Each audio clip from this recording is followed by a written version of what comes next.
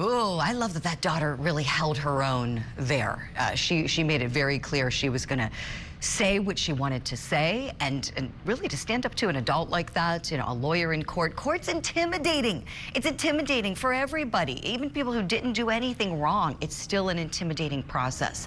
So now let's talk more about the witness and the defendant's reactions. Joining us in Orlando, Florida, we have a very special guest on the program. She is a jury consultant and a human behavior expert. We want to welcome in Susan Constantine. Susan, good morning. Thanks for coming back on the show. Always great to have you. Thank you. If we can start, please, with a moment that I guess I would say it's kind of gone viral, so to speak. It's been one of those moments that's been circulating all this week, people still talking about, where the defendant made a gesture and there were some conclusions drawn from it. You're the expert. I want to see what you say. Let's roll the tape now and we'll talk on the other side. My previous question allowed the option of that there was no conversation. This one asks what the contents of any conversation was. It's asking for specific contents. If I could finish. Somehow I have to be able to get her to the topic. It's not, it's not what did you say next, what did you say next, what did you... That narrative will not allow me to get her to a topic. How about, do you recall any other conversations? But the conversations with the defendant would be, I mean, this is, they saw each other all the time. There'd be conversations about everything. Oh, Susan Constantine, what did that mean? Wow, wow, wow. This is great stuff for me, especially for training. And you know what I love to do is to take that moment and literally slow the video down really slow and watch these expressions morph across his face. Clearly, he was intimidating and sending a message to his daughter. But what I want to show you is about how it actually morphed. You can see one corner of his mouth right before kind of slightly raised. That's a slight snarl. Then you see the bottom lip tighten up, come up over the top lip. You'll even see these muscles bulging right here. It's all the while he is looking straight at her. That is true. Well, he's angry, but that's intimidation. So when he took his hand and did this, this is what we call an illustrator. It's a form of like an emblem. It has a meaning without actually saying a word. We all know universally right here in the United States, quiet down, be quiet, but he puts his hand to his mouth, which is telling his daughter, you better shut up. Susan, I love it. And when I saw this, just in my glance, and again, I'm a lawyer, so, you're the expert in behavior, body language, jury consulting work, and I made the observation and I said, I think it's the former prosecutor in me. I'm like, oh, that's witness intimidation. And you saying it right here, makes me think, if I'm these prosecutors, I would take a long, hard look at that with someone like you. I would bring in an expert just like you to come to the office and say, please watch this tape. And like you said, slow it down, step by step. It was something I noticed as we've played, and I've seen this, I don't know how many times, probably 20 or 30 times over the last couple days, and I noticed something different every time. His eyes kind of get big before it starts. What does that indicate? Like the exaggeration of the eyes? Yeah, so this is all really great stuff. And so just so you know, Julie, this is what I do. So I do work with attorneys, work on cases all the time, looking at these videos and giving them a snapshot of what's really occurring. So when you'll see not his eyebrows raised, you'll see his lid raise, okay?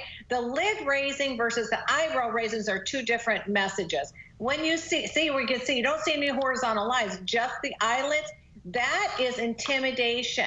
So that is a really powerful message to his daughter to shut up, and that he is telling her, you better listen to me. It's a form of intimidation.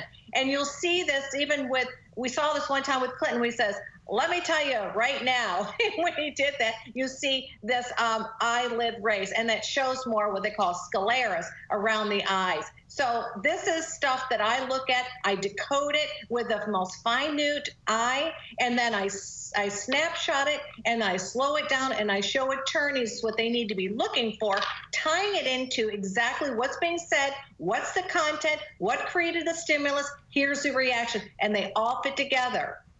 Susan, this is so fascinating. It makes me think about domestic violence cases. And this one, it has that dynamic, even though it wasn't intimate partner violence, as we know, the victim is the former, boyfriend, of course, the decedent. He's the one who was dating this defendant's ex-girlfriend.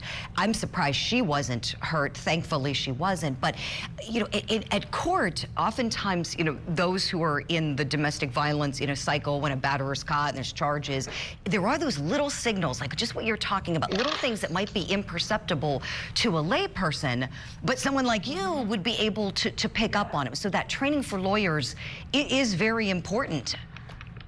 It is. And, Julie, I worked in DV and I worked as an advocate for domestic violence injunctions. So I was in that courtroom with the defendant, because when they're face to face, and like in the court system, they don't even put them close to one another, right? They're in separate rooms before they actually enter into the courtroom. So I worked as a court advocate and when trained in DV, domestic violence, to knowing what not only signals to look for, but also, what a person feels when they're face to face with their perpetrator, the fear, the intimidation, and also as a mediator. I'm also a Supreme Court county mediator, and I love to watch the dynamics of somebody who's being intimidated by the opposing party so that I can caucus them, bring them out into a separate area and talk to them individually, because I can sense when they're being intimidated. So all of this work can be used in all areas of the